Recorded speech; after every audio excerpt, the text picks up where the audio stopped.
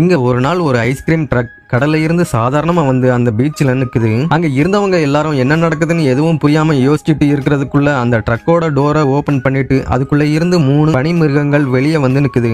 அதுல ஒரு பனிமிருகம் ஒரு ஐஸ் ஷேடை எடுத்து அங்க இருந்த மாஃபியா கேங் லீடரை நோக்கி வீசுது. அப்போ மைக் வேகமா அவனை தள்ளி விட்டு காப்பாத்துறான். அந்த ஐஸ் ஷேடு பின்னாடி இருந்தவன் மேல பட்டதும் அவன் அப்படியே பனி சிலையா மாறி உறைஞ்சி போயிடுறான். இந்த மான்ஸ்டர்கள் எல்லாம் மாஃபியா கேங் லீடரை கொல்லதான் வந்திருக்குதுன்னு புரிஞ்சுக்கிட்டு அவனோட ஃப்ரெண்டு ஒருத்தன் வேகமா அவனோட ஃப்ரெண்டு இன்னொருத்தன் கிட்ட அவனை கூட்டிட்டு போய் ஒளிஞ்சிக்க சொல்றான். ஆனா அவங்க எங்க போய் ஒளிஞ்சாலும் அந்த மான்ஸ்டர்கள் ஈஸியா அவங்கள கண்டுபிடிச்சு வந்துருது. அதோட பாடியை ரெண்டா உடைச்சாலும் கூட ஈஸியா எதுவும் ஆகாத மாதிரி மறுபடியும் ரீஃபார்ம் ஆகி வந்துருது. மைக் உடனே ஒரு மான்ஸ்டரை பிடிச்சு அது உருகிடும்னு நினைச்சு ஒரு தீ எரிஞ்சிட்டு இருந்த பார்பிக்யூ அடுப்புல வைக்கிறான். ஆனா அது அப்பவும் சாகாம உருகின தலையோட அவனை பிடிச்சு ஒரு ஸ்விம்மிங் பூல்ல தள்ளி விட்டுருது.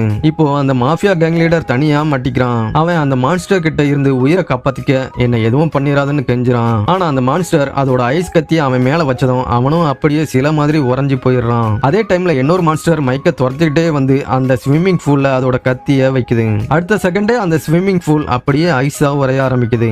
பயத்துல மைக் வேகமா அந்த ஸ்விம்மிங் பூல்ல நீந்தி போறான். ஆனா அவனோட கால் ஐஸ்ல உறைஞ்சி மாட்டிக்குது. அடுத்ததா மைக்க காலி பண்றதுக்காக அந்த மான்ஸ்டர் கத்திய தூக்கிட்டு வர்றப்ப சடனா மைக்கோட ஃப்ரெண்டு அந்த மான்ஸ்டரோட கேரட் மூக்க புடுங்கிடுறான். அதுக்கப்புறம் தான் அவங்க எல்லாருக்கும் புரியுது அந்த மான்ஸ்டர்களை அழிக்க ஒரே வழி அதுங்களோட கேரட் மூக்க புடுங்கிறது தான்.